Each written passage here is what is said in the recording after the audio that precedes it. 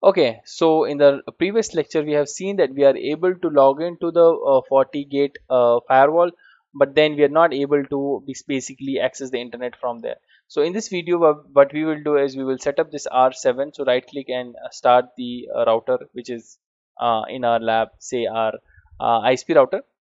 We will set this up. We will configure the port 4 on the DC1 FortiGate, and then we will set up the internet reachability via this, and then we will have a PAT configured on the ISP router, and then we will also check the testing of the reachability from FortiGate firewall to the internet through the R7, and then after that we will activate the license on the FortiGate firewall on DC1.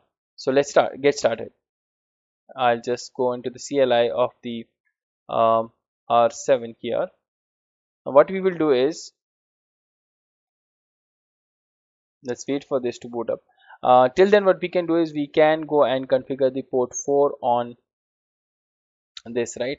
So I'll say no here.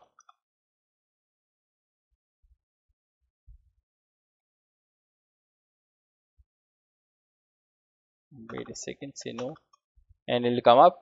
Till then, we'll go to the FortiGate firewall and do the port 4 IP configurations. Now here what you need to do is show system interface. If you do, it will show you the configuration of all the ports. Now on port 4 there is nothing there, right? So in order to do the I mean edit the settings on the interface, what you need to do is you need to copy this config system interface command.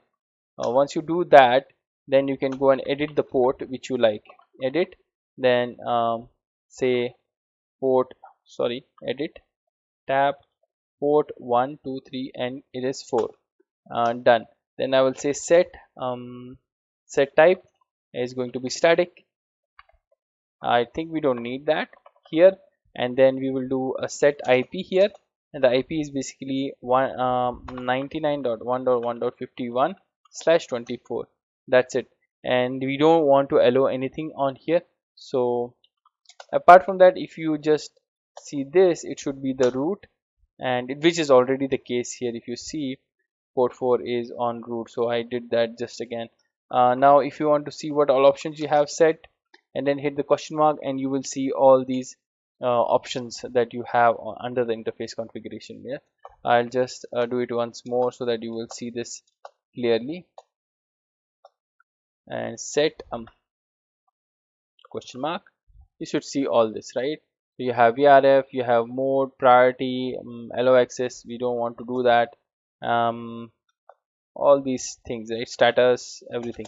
So I can do a set status, and then what options I have? Up. So I just manually turning the interfaces up, and then end, and I'm outside. Now if I do the show system interface, let's say only port 4 in this case, and port 4, and I can see that it has taken the IP address like this. Now let's go on and configure the router here. So I'm here in the router, enable config t. I'll just hit the host name as ISP router and do a write here. Okay, and then I will go to the interface, which is R7 is Ethernet 0x0, and say no shut, and I will say IP address 99.1.1.1, which is what we have planned with a /24 subnet mask. And then let's say end, and again write, and if I do show IP interface brief, I will see that I have configured this one, and on each 01 it's already on DHCP, so it has taken this. Okay, so I will show you how to do that, but I think this was already there, the configuration of each 01, so I'll show you how to do that. So let's see, right? Can I ping my uh, outside interface of my FortiGate, which was 99.1.1.51, and it will not be successful. I'll tell you the reason, because this is a firewall and by default nothing is allowed, and we have not even set the set allow access on port 4, right? We have that on port 1, but on port 4 there is nothing there. So let's go and add that. so that you will be also able to see how to do that. So for example, I'll copy this and say edit port 4 and say set allow access. In this I'll just put ping end, and now we are back here. Now let's do the same ping here, and this time this should be successful, right? So that is how you control the to traffic or management traffic to the or any protocol on the interface, right? And now this is this traffic is to the firewall on the ports of the firewall, so you don't need any other rules apart from the allow access on the set allow access on the port itself. Okay, so that is one thing. Now on the interface that is going to the internet, what you need to do is ethernet 0/1, I guess. Yeah, 0/1. You have to say IP address DHCP like this and hit enter, and what will happen is obviously you have to do a no shut there, and what will happen is your each 01 will have an IP address from your wireless LAN segment, right? So this would be on the wireless LAN segment, same wireless LAN where your PC is connected, because we have connected this to the management cloud. Now if you see here with the do show IP interface brief, you should see the IP as 192.168.1.100, and also if you see the do show IP route, this should have a default route pointing to 1.1, as my wireless router IP address is on 1.1, and you will see that there is a static route which is pointing to 1.1, but this was received through the DHCP settings.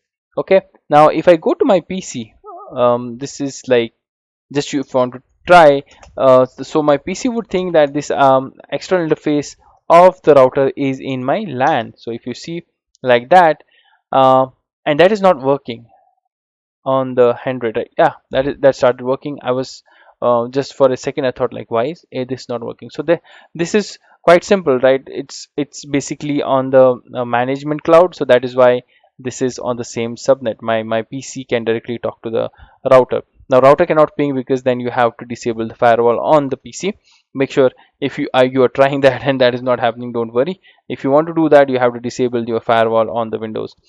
Now I don't want to do that. Let's move on forward. Now I have to set up a NAT policy here, so that my so if you think here, right, what is happening whenever my firewall, right, it tries to go to the internet, say 88888, what is the basically the traffic looking like, right? So there's a source, then you have the destination, right? Now what is the source when my firewall is trying to reach internet? Source is basically the external port, this one, and the IP would be what? 99.1.1.51, right? So this is the IP of the source. Now after that you will have the destination part. Destination is basically 8.8.8.8, right? So this is the IP. Now when the packet reaches to the gateway right now, R7 would say, okay, I have a packet to 8.8.8 from 99.1.1.51. Now router doesn't care about the source, it will see the destination. Do I know the destination? Okay, I know that, and it is basically on um, uh, matching on the what do you say, the static route, which is the default route, which says anything. If you want to send it to 192.168.1.1. Now it will again do the same thing, and it will send like that to the ISP router, which in my case is 192.168.1.1. Now here what will happen? Now the router is going to send this to the default gateway. The default gateway is going to receive this packet saying, okay, now my IP is source IP is going to be this same guy, and the 99.1.1.51, and the destination is going to be 8.8.8.8, right? And it is going to throw it to the internet because it has a default route. But when the traffic is going to come back, it doesn't know, right? Does the default gateway here, this one, this guy, 192.168.1.1, my default gateway, my router of the home, Does it know that I this 99 network where it is living? Because in the routing table here, it will not have any route towards the 9.99.1.1.0 subnet. So the problem is there. Now if we do a NAT here, what will happen is any traffic going through this source would be translated to some IP, or let's say the interface IP here, which is .100, and then any traffic that the 192.168.1.1, which is my router, wireless router, it will be received from .100, and he knows where this IP is, right? So he's going to reply back without any problem. So that is the issue there, which we need to resolve, and uh, that is only possible if we do a pat there.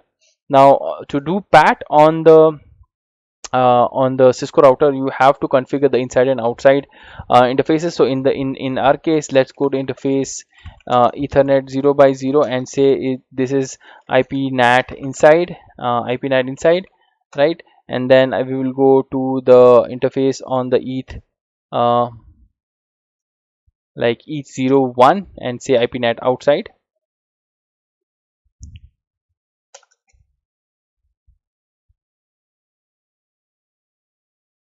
So we'll have to wait because this NAT feature is getting turned on, and it will take some time. Okay, now we'll go to the interface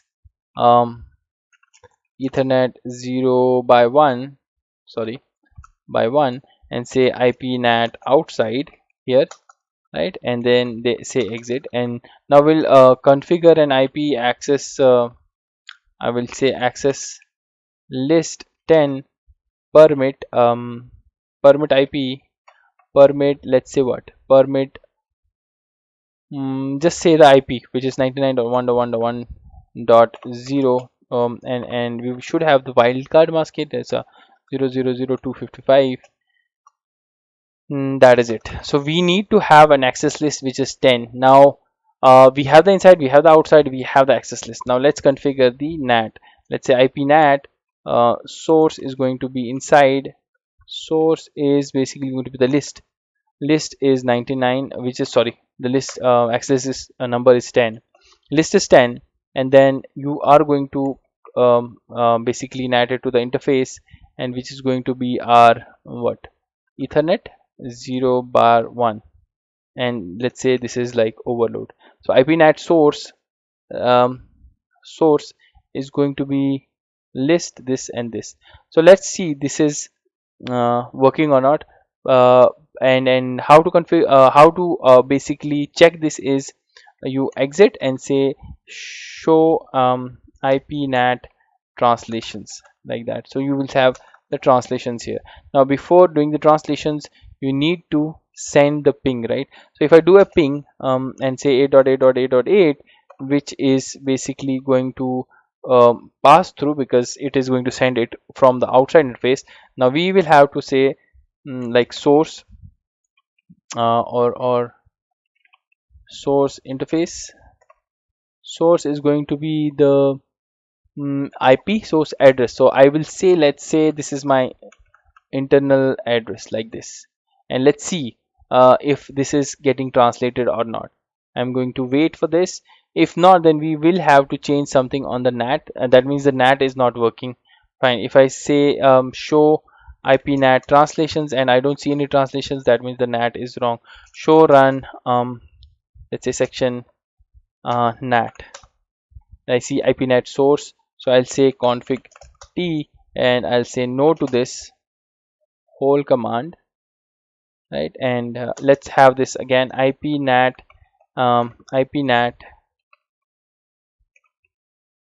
and then hit this IP NAT inside and say source list. I think that is what I was missing, the inside command, a keyword, right? Interface Ethernet 0 by 1 and then say overload. Okay, so this seems to be perfect. Sorry, end and right. And then if I do the same ping now from this to this, this is working perfectly fine. Now if I do the translation command here, you can see the translation is is happening, right? Now from the Fortinet, if I do a ping to the 8.8.8.8, will that work? That is the question, right? So if I go to Fortinet and admin add 123 is my password, and do an execute ping to say 192.168.1.1, now this is going to go through the management. Now if I do a execute ping to say 99.1.1.1, which is my uh, basically the router, and then if I do the same thing here, say 8.8.8.8, and this is not successful. Now the reason behind this is only and only that my Fortigate firewall has no default route, right? So in order to check that, do we have the route, so the command would be get router static. If it is there, no static, say 1, nothing is there, right? So let's configure this and say configure, or you can say config router, then say static, enter, and say edit 1,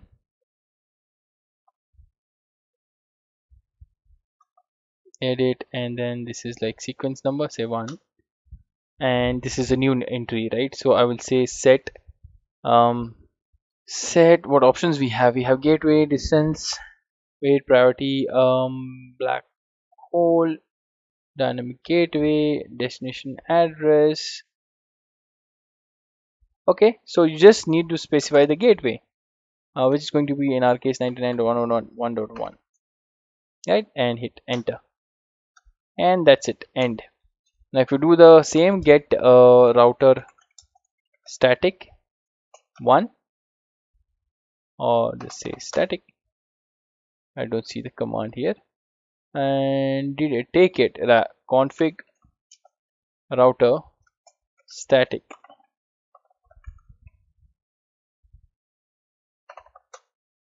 and say set gateway, or you can say edit 1 first, edit, let's say 2, set gateway 99.1.1.1, end. Now if I do we can also see this by show full configuration, and let's say router static. So it is not basically taken by this, so I again say config router static, say edit, say 1, okay, and I'll set the status to enable, and set destination, we have the dest, so this is going to be 0.0.0/0, say set gateway 99.1.1.1, and then we have we can have a comment, let's say set comment, and I'll say default route through R7, something like this, right? And then hit next. Then this is having some issue, right? Node check object fail for device, attribute device must be added. So let's say set device configure. Now you want to see this that how many commands were taken, so we have to do this one, and none has been taken. So again we have to go and do the same thing here with this thing, and say edit 1, there will be a now new entry that will be created, set device, and say port 4, basically the external port from where we want the traffic to go, right? And say set status, this is what we were missing, right?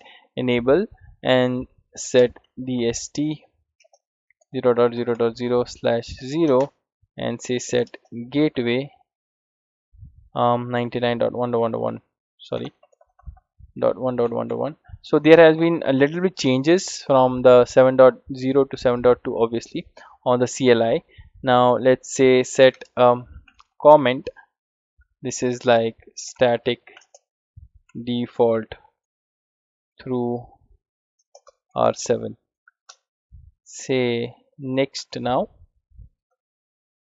and say destination is, which means all IP address. Okay, and say IP end. Now if I do the same command here to show, and I will see, yeah, so we will have these settings now configured. Now if I do execute uh, ping to 8.8.8.8, this should work fine now. The second thing that I need is the DNS. So we can do config DNS, config system, I think system DNS, yeah, and then you say set primary 8.8.8.8, set secondary 4.2.2.2. Now once you do this, then you will say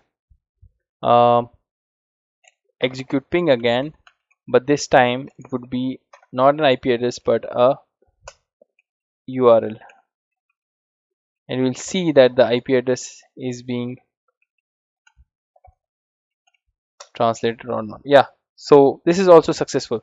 So now our firewall is basically able to reach the internet. Now if I go okay, now I can go and basically activate the eval license. So that would be all for this lecture. I will see you in the next lecture where we will basically activate the eval license.